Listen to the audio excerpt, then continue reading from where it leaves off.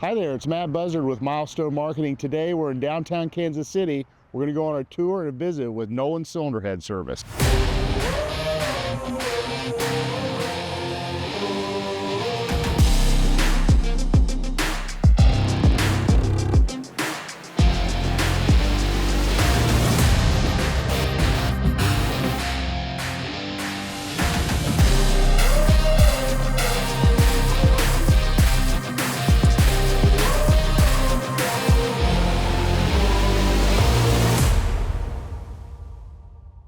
Hi there, I'm Matt Buzzard with Milestone Marketing, and I'm here today with Brad Noland, Noland Cylinder Heads in downtown Kansas City, Missouri. Third generation company, and Brad being the third of the third generation. Tell us a little bit about what you do here at Noland Cylinder Heads. We've been on Charlotte Street in Kansas City since 1947, and as the name says, we rebuild cylinder heads, lots of them, everything from Ferraris to little motorcycles to big 600-pound diesels and everything in between. I'll take you on a quick tour of the shop here. That'd be great. We got our seat machines up front. Here's our Surdy.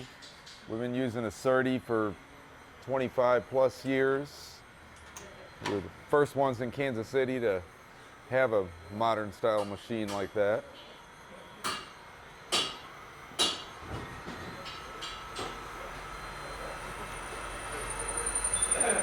Cutting a Triumph TR6 there.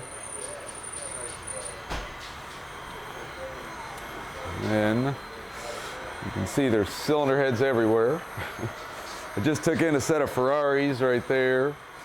Wow, Ferrari heads. We're working on a set of Porsche 356 heads right here. This kind of a fancy old drill press that used to be used for cutting seats, but we find all kinds of uses for it. So Brad, quick question. How do you think all the guys with some of these exotic cylinder heads find you or hear about you? That's a good question. I asked some of them, and I'm surprised how they find me. But yeah, I get Lamborghini and Ferrari heads sent from all over the country, BMW stuff, building a BMW for a guy in Israel even. Amazing.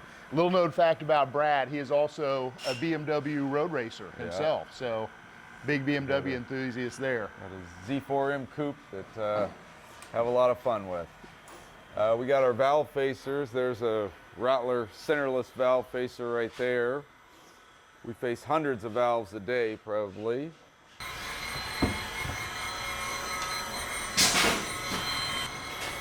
Here's some 4-valve Cobra Mustang heads that some finished product there. Put all bronze guides in them, resurface, cut the seats, standard rebuild mostly. In addition to doing all the repair work that you do you guys weld here at Noland's? Do you weld and repair the cylinder heads? Yep. Okay. Here's a sample of what I try to not do, is fix heads like this. I told him I'd fix it over the winter, and I guess it's winter time, so I should probably start fixing it, but gosh. We've fixed worse, but I try to turn these types of jobs down. One of our newer machines, Rattler SG90 MTS. It's partially manual, partially automatic. We're really happy with it. Just bought it at PRI last year. Oh, so this is only a year old, this one here? Yep. We cut a lot of the big diesels. I also do some of the performance work on it too. It's everything from little Subarus to big diesel heads you'll see in a minute. Here's the Rattler Surfacer, which also is only a few years old. We use it for mostly cast iron heads. We'll occasionally put a block in there.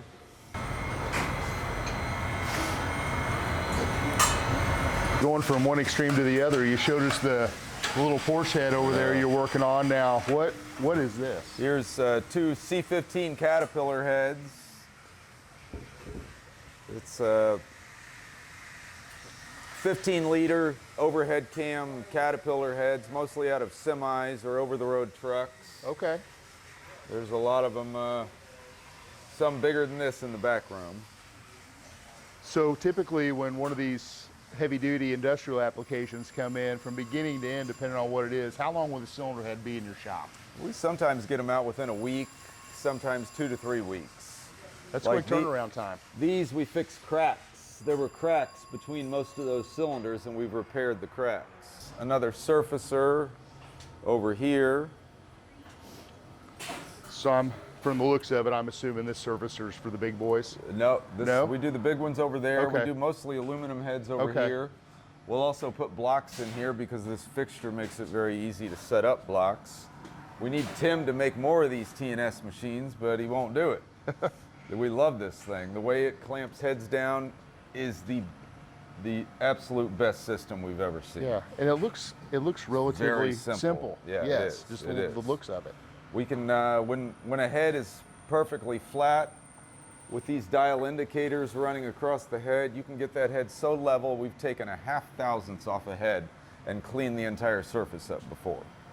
That's dividing a piece of paper into 8 slices. Yes, incredible.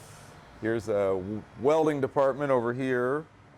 Okay. I got a new Miller welder a couple of years ago. And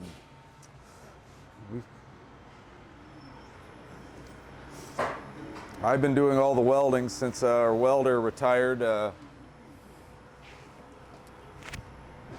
5 years ago. I've thrown myself into it. So Brad, you say you took over the welding here recently. Has it something you've always been interested in, or were you just kind of forced into the welding part of it? I started out just pulling out broken bolts, welding nuts onto broken bolts, and then when Doug retired, I started doing aluminum TIG welding, and I actually really enjoy it. It's something I bought a TIG welder for my basement at home. Yeah. I use that all the time too. So yeah, it's very technical, and I love the way you can shape and build and fix just about anything. My welder told me the guy that taught him, he goes, Junior once told me, you can't mess anything up bad enough that I can't fix. So. Nice. So quick product plug here. I know in some instances, welding is maybe not an option in some of the cases. So we have a product, one of the companies that we represent, we do a lot of work with, is Qualcast. Tell us like when the go-to time is to use one of those Qualcast 6.0 Power Stroke Ford heads that occasionally you guys use. We love the Qualcast 6.0 Power Stroke Ford heads. We buy them by the pallet. And I mean, we'd rather sell those than use the original castings sometimes on the 6.0 Power Stroke, because they have a tendency, as these heads are getting older and older, they have a tendency to crack down in the injector tube area where it's not fixable. And you never know when it's going to happen. We could put a bunch of money in a set of heads, send them out the door, and a week later, they develop a crack in there. So, yeah, when there's much wrong at all, we lean towards the new castings. We've had a lot of good luck with them. We've seen other brands that need completely redone before you can sell them out the door. And with the Qualcast ones, it's not the case. The same with the aluminum heads. I've been selling a ton of those because they're just very good quality castings. True, I agree. For the money, and what Brad's talking about is the Qualcast aluminum cylinder head kits, and I feel like you're right. You know, a guy comes in with an old set of, let's say, double hump heads, and Yep. there's maybe he's looking at $800 to $1,200 worth of repair work, but you do a really nice job of at least offering the option to go forward with a Qualcast cylinder head kit. I usually ask him, is this a matching numbers thing that needs the original heads? And if it's not, I suggest there's a set, but right by his feet, old double humps that the guy's going to put. I keep a set of those small block Chevy Qualfast heads on the shelf, and I just sold them yesterday. Nice. He goes, oh, that sounds like a better option. I said, you're damn right it is. In a lot of cases, it is. Yeah. Brad, this is interesting. I don't see too many of these in your shop, but tell us a little bit about that. Oh, that's a little Honda camshaft. No, that's I believe that's ISX 15-liter Cummins camshaft. Occasionally they'll bring them in. We can just barely fit them in the lathe back there on the cam polisher, and I will fix small imperfections in the cam. Okay. There's something I didn't know that happened here at Noland Cylinder Heads. Here's all the big diesel heads, all the cleaning equipment, anything that puts off heat, we have in the back room here. We love this Trago assembly and disassembly table. So tell us, Brad, a little bit about this Trago table you like. We bought this at PRI. We love anything made by Trago. They are just a high quality company. And this, you slide, it rolls back and forth. It comes this way and that way. And then it's hydraulic. It's not, oh, it is plugged in. Up and down, take the springs on and off. Works really well for the big diesels. A lot of them have a wall so high that you can't hardly get to with the C-clamp. This makes it quick and easy. We put it on wheels so we can move it around. Custom washer we had made for the large diesels a few years ago. That's the first place they go when they come in the door, in there to knock the nasty off. Have you guys always worked on the heavy-duty diesel heads along with the automotive passenger car? Has it always been a really solid mix across all the different vehicles? As long as I can remember. At one point, the old 671 Detroits, my grandfather and my great uncle thought about exclusively working on those because there were so many. This room back before we put machines back here was stacked to about here with 671 cores. We threw away about 10 tons of them one time. Oh my God. When those things died off, they just died off. So it's a good thing we stayed diversified. But the big diesel stuff is one of the better parts of the business as far as keeping the money rolling in. Yes, if sir. I worked on high performance racing stuff and Ferraris all the time, I'm pretty sure we'd go out of business. So. Yes, sir. Understood. Over here we have we got two very large ultrasonic cleaners now. This one over here we run caustic solution in for the cast iron and diesel heads. It cut down a huge amount of labor and dust and dirt in the shop by taking it out in the tank rather than brushing and manually cleaning the heads. This is the Tierra Tech ultrasonic cleaner that we've had for 12 plus years, and we just bought a brand new one last weekend at PRI. Tierra Tech's a great company. We really like them.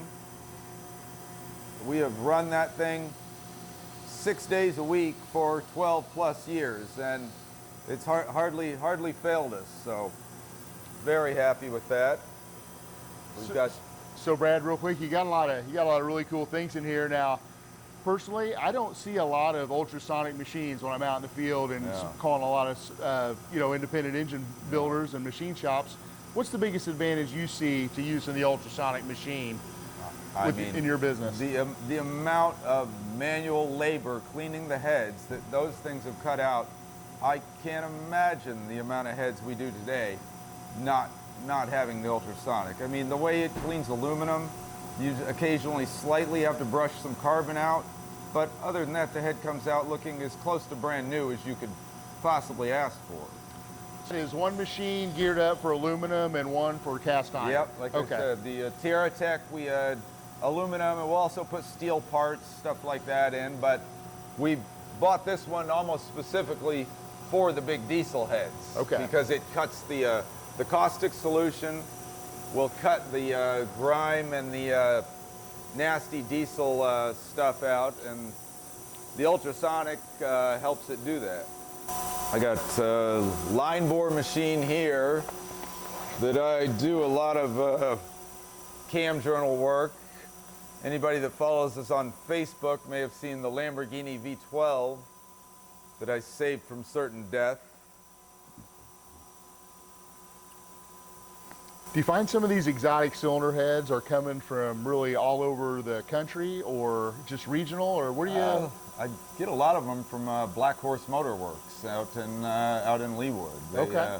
They do a huge exotic business there. You'd be surprised how many exotic cars like that are in Kansas City. So. Yeah, it's crazy to think. I think those guys do a good job of keeping them tucked away because on rare occasion you see them out on the streets, right? Yeah, yep. The Lamborghini Diablo V12 I saw out on the streets after I fixed it. People Nice. sent me pictures of it. They're like, "Is this the one you fixed?" I said, "Yeah, it is. It's red." Another happy customer. Yeah, yep. Whether it's an over-road truck or a guy with a Lambo, making these guys happy. Yep. Year after year after year. Yep. This is a high pressure finish washer. It's what we do the final wash on anything that we've rebuilt. It's got basically a high pressure water with some detergent in it that you get any completely done head in there. Get in there, completely clean the guides out, hit water, oil holes, anything that you want to make sure there's no debris left in.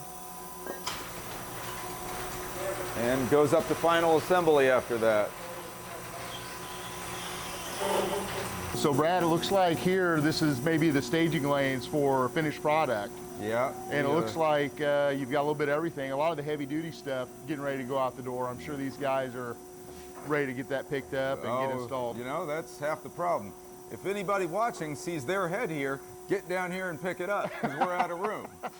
There it is. Yep. So Brad, I want to thank you a lot for letting us come in your shop today. As everybody sees, a super busy place, but thanks for your generosity with your time. No problem. You guys have a fabulous business here, and we really appreciate it.